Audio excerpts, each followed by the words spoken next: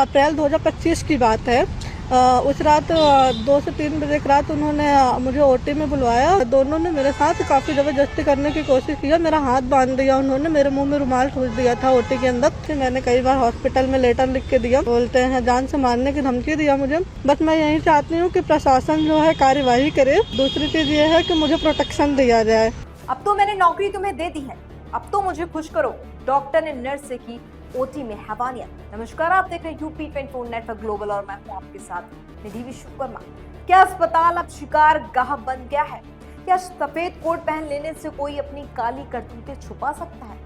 प्रयागराज के एक अस्पताल से आई ये खबर सिर्फ एक जुर्म नहीं बल्कि पूरे सिस्टम के मुंह पर एक करारा तमाचा है। एक डॉक्टर जिसे भगवान माना चाहता है, उसने अपनी ही स्टाफ नर्स से कहा, मैंने तुम्हें नौकरी दी थी, अब तुम मुझे खुश करो। तारीख 26 अप्रैल, जगह प्रयागराज का वो निजी अस्पताल। जब दुनिया सो रही थी तब एक डॉक्टर अपनी हवस का जाल बिछा रहा था। ड्यूटी पर तैनात नर्सिंग स्टाफ को अचानक इमरजेंसी के बहाने ऑपरेशन थिएटर यानी ओटी में बुलाया गया। लड़की को लगा किसी मरीज की जान बचानी है, पर उसे क्या पता था अंदर उसकी अपनी इज्जत दांव पर लगने वाली। जैसे ही नर्स ओटी के अंदर पहुंची, डॉक्टर ने दरवाजे की कुंडी चढ़ा दी। आरोपी डॉक्टर ने अपनी ताकत का घमंड दिखाते हुए कहा, उसने उसे नौकरी दी है और अब उसे खुश करना होगा।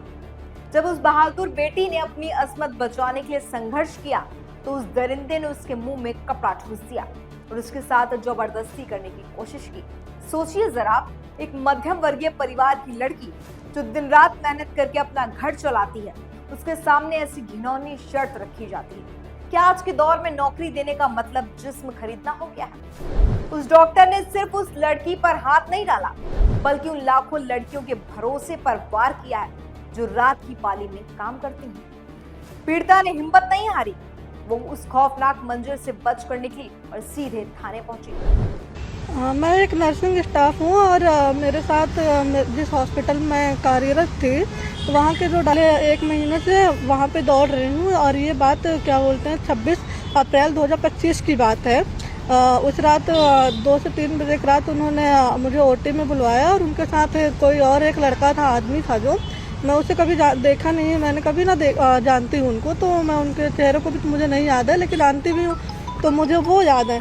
उन लोगों ने बहुत ज़्यादा ही शराब पी रखा था और दोनों ने मेरे साथ काफ़ी ज़बरदस्ती करने की कोशिश की। मेरा हाथ बांध दिया उन्होंने, मेरे मुंह में रुमाल ठूस दिया था ओटी के अंदर और ज़बरदस्ती करने की कोशिश किया था। मैंने जैसे तैसे करके अपने आप को बचाया और बचा करके बाहर भाग के गई।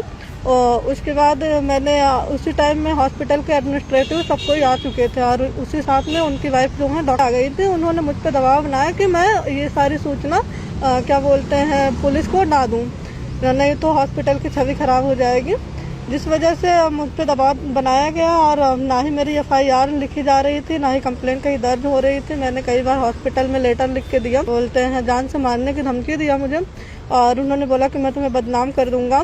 और मुझे ना तो इस समय कहीं जॉब मिल रही है और मैं इस समय जॉबलेस हो रखी हूँ। सारी चीज़ों से काफ़ी प्रॉब्लम हो रही है। क्या चाहती हैं आप? बस मैं यही चाहती हूँ कि प्रशासन जो है कार्यवाही करे और उनके खिलाफ जो भी मैंने धाराएं लिखवाई हैं। और दूसरी चीज़ ये है कि मुझे प्रोटेक्शन दिया जाए।